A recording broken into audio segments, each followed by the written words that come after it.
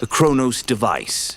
Dr. Marcus Hartwell had always been obsessed with time, not in the way most people were, watching clocks, counting minutes, lamenting how quickly years passed. No, Marcus was obsessed with time's fundamental nature, its malleability, its secrets. At 43, he had devoted 2 decades of his life to theoretical physics, specifically temporal mechanics, much to the bewilderment of his colleagues at the university. The basement of his Victorian home had been converted into a laboratory years ago, much to his wife Sarah's initial dismay. Now, after their divorce 3 years prior, it served as both sanctuary and prison. The cluttered space hummed with the constant whir of computers, the occasional spark of electrical equipment, and the scratch of his pen against paper as he worked through equations that would have made Einstein himself pause. Marcus stood before his latest creation, wiping oil-stained hands on a laboratory coat that had seen better days. The machine before him looked nothing like the sleek chrome contraptions of science fiction. Instead, it resembled a hybrid between a particle accelerator and a telephone booth, cobbled together from salvaged university equipment, military surplus electronics, and components he'd painstakingly crafted himself. The Cronos device, as he'd named it, stood 8 feet tall and 4 feet wide, its surface a patchwork of copper coils, quantum processors, and temporal field generators. At its heart lay his breakthrough, a crystalline matrix that could manipulate the fabric of space-time itself. The crystal, no larger than a baseball, pulsed with an ethereal blue light, casting dancing shadows across the laboratory walls. 10 years, Marcus whispered to himself, running his fingers along the device's surface. 10 years of calculations, of failures, of everyone thinking I'd lost my mind. The academic community had indeed written him off. His papers on temporal displacement theory had been rejected by every major journal. Colleagues who once respected his work now whispered about his breakdown after Sarah left. The university had demoted him to teaching undergraduate courses, effectively ending his research career. But Marcus had pressed on, funding his work through consulting jobs and slowly liquidating his savings. The breakthrough had come 6 months ago, buried in a seemingly innocuous equation about quantum field fluctuations. Marcus had been working on the problem of temporal paradoxes when he realized that time wasn't as linear as everyone assumed. Instead, it existed in layers, like sheets of paper stacked atop one another. The trick wasn't to move forward or backward through time, but to slip between these layers. His hands trembled as he made the final adjustments to the quantum resonance chamber. Every calculation checked out. The simulations had run flawlessly hundreds of times. The small-scale tests using subatomic particles had shown temporal displacement of microseconds. But this would be different. This would be the first human trial. The target date was simple, 24 hours ago. Just long enough to prove the concept without risking significant paradox. He would appear in his laboratory yesterday evening, leave a note for his present self, and return. Clean, simple, revolutionary. Marcus picked up the leather journal from his workbench, the same journal he'd been using to document his research for the past decade. If everything went according to plan, he would find an entry in his own handwriting from yesterday that wasn't there this morning. The ultimate proof. He stepped into the device, feeling the familiar tingle of the quantum field generators warming up. The blue light intensified, and a low harmonic hum filled the air. Through the transparent aluminum viewing panel, he could see his laboratory, but it seemed to shimmer as if viewed through water. "Initiating temporal displacement sequence," he said aloud, his voice steady despite the magnitude of the moment. "Target, T-minus 24 hours, 17 minutes. His finger hovered over the activation control. Once pressed, there would be no going back. He would either make history or join the ranks of scientists who had destroyed themselves in pursuit of impossible dreams. Marcus pressed the button. The world exploded into sensation. Every atom in his body felt as if it were being pulled in different directions while simultaneously compressed into a single point. Colors that had no names flashed before his eyes. He heard the sound of cosmic background radiation, tasted the metallic tang of exotic matter, and felt the weight of entire galaxies pressing down upon him. Then, suddenly, silence. Marcus gasped, his legs giving out as he collapsed to the floor of the device. The blue light had faded to a gentle glow, and through the viewing panel he could see his laboratory. But something was wrong. The computer screens showed different data. The coffee cup on his workbench was in a different position, and there, on the table next to his journal, was a piece of paper that definitely hadn't been there before. With shaking hands, he opened the device and stumbled toward the note. The handwriting was unmistakably his own, though the paper looked aged, as if it had been written years ago rather than the few seconds he'd experienced. Marcus, the note read, if you're reading this, then the first test was successful. But you need to know, I'm not from yesterday. I'm from 40 years in the future. The device doesn't work the way you think it does. Don't use it again until you understand what I'm about to tell you. Marcus's blood ran cold. This wasn't possible. He'd calculated the temporal displacement precisely. 24 hours, not 40 years. But the evidence was undeniable, the handwriting, the knowledge of the test, the intimate familiarity with his work. The note continued, time isn't layered the way you theorized. It's more like a river with currents, eddies, and whirlpools. The Cronos device doesn't move you between layers. It drops you into the current, and that current can carry you anywhere, anywhen. I learned this the hard way. You're going to want to use the device again immediately, to go back and warn yourself. Don't. Every time you use it, you create what I call temporal drag. The universe tries to correct the displacement, but it overcompensates. I've been trying to get back to our original timeline for decades, Marcus. I've seen things. Terrible things. Marcus set the note down, his hands trembling. This had to be some kind of elaborate hoax, but who would know enough about his work to fake it? Who would have access to his laboratory? And how could they have known about the test? The note concluded, I'm coming back one more time to the moment you finish reading this. Don't be afraid. I need to explain what I learned and how we can fix this. The knowledge I've gained could revolutionize physics, but it comes with a terrible price. Look for the blue flash in exactly 3 minutes. Marcus checked his watch.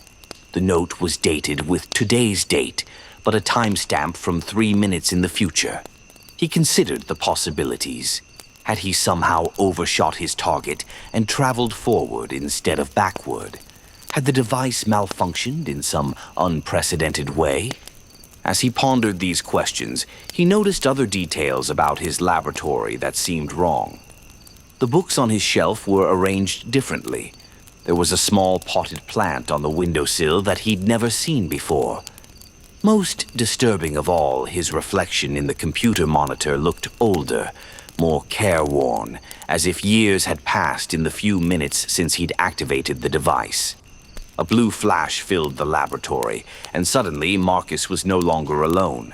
Standing before him was a man who looked exactly like him, but aged decades. The future Marcus had deep lines around his eyes, silver hair, and a weariness that seemed to emanate from his very soul. Hello, Marcus, the older man said, his voice carrying the weight of untold experiences. I suppose you have questions. This is impossible, Marcus whispered, though the evidence stood before him. The calculations, the theory, it should have worked. It did work, his older self replied. Just not the way we expected. The Cronos device is more powerful than we ever imagined. It doesn't just move you through time, it moves you between possibilities, between potential timelines that exist in quantum superposition. The older Marcus gestured to the device. Every choice, every action, every thought creates branching possibilities. The device navigates these branches, but it's like trying to steer a ship in a hurricane. I've been to timelines where the Roman Empire never fell, where the dinosaurs evolved intelligence, where humanity never developed written language. But the paradoxes, Marcus began. There are no paradoxes, his older self interrupted. Each timeline is isolated, protected by quantum barriers, but the cost of traveling between them is enormous. Every jump ages you, wears away at your connection to your original reality. I've been trying to get home for 40 years, Marcus. This is the closest I've come. The older man pulled out a device that looked like a more advanced version of the Cronos mechanism. I've learned to navigate the time stream more precisely, but I'm running out of energy, out of time. The quantum field is breaking down my cellular structure. I have maybe one more jump left in me. Marcus stared at his future self, trying to process the implications. Why come back here? Why now? Because this is where it all begins, the older Marcus said. I've seen what happens if you continue down this path. The knowledge you'll gain, the things you'll discover, they're incredible. But they come at a cost that no one should have to pay. The older man reached into his coat and pulled out a thick notebook, far more detailed and extensive than anything Marcus had ever compiled. This contains everything I've learned about temporal mechanics, about the nature of reality itself. The secrets of the universe, Marcus. But I'm giving it to you so you can choose a different path. What do you mean? Destroy the device, his older self said simply. Take the knowledge, publish it. Let others build upon it slowly, safely. Don't make the same mistake I did. Don't let curiosity become obsession. Marcus looked at the notebook, then at the Cronos device, then back at his future self. The temptation was overwhelming. He could take the notebook and continue his research, armed with 40 years of experience. He could become the greatest physicist who ever lived. I can see it in your eyes, the older Marcus said sadly. The same hunger I felt. But let me show you something. The older man rolled up his sleeves, revealing arms that seemed to flicker between solid and translucent, as if he were only partially connected to reality. This is what 40 years of temporal displacement does to you. I'm becoming unstuck from time itself. Soon I'll fade away entirely, existing in all timelines and none. The laboratory filled with blue light again, and the older Marcus began to fade. I'm being pulled back into the time stream, he said, his voice growing distant. The choice is yours, Marcus. The notebook contains everything you need to know, but remember, some knowledge comes with a price too high to pay. With that, he vanished, leaving only the faint scent of ozone and the weight of an impossible decision. Marcus stood alone in his laboratory, holding the notebook his future self had given him. He opened it to the first page and found equations that made his original work look like elementary arithmetic. Theories about the fundamental nature of reality, about the connection between consciousness and quantum mechanics, about technologies that could reshape the world. But he also remembered the look in his older self's eyes, the profound loneliness, the regret, the slow dissolution of his very being. Was any knowledge worth that price? Marcus looked at the Cronos device, still humming with residual energy. One more test, he thought, just to verify what his future self had told him, just to see if he could control the destination more precisely. His hand moved toward the activation control, then stopped. The older Marcus had been right about one thing. The hunger was still there, the insatiable curiosity that had driven him to this point. But perhaps true wisdom lay not in feeding that hunger, but in recognizing when it would consume him. With a deep breath, Marcus set the notebook aside and began the process of powering down the Cronos device. The blue light faded, the harmonic hum grew quiet, and for the first time in years, his laboratory fell silent. The next morning, Marcus made a decision that would define the rest of his life. He carefully documented his theoretical work, his breakthrough with the quantum crystal matrix, and his understanding of temporal mechanics.